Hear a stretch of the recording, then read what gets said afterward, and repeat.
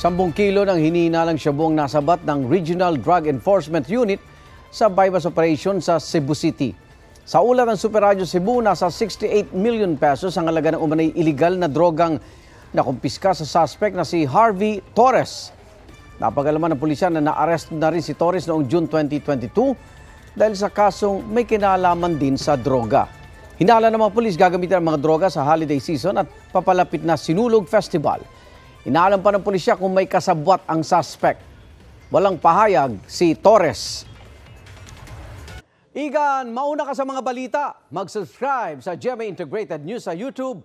Sa mga kapuso abroad, subaybayan nyo kami sa GMA Pinoy TV at sa www.gmanews.tv.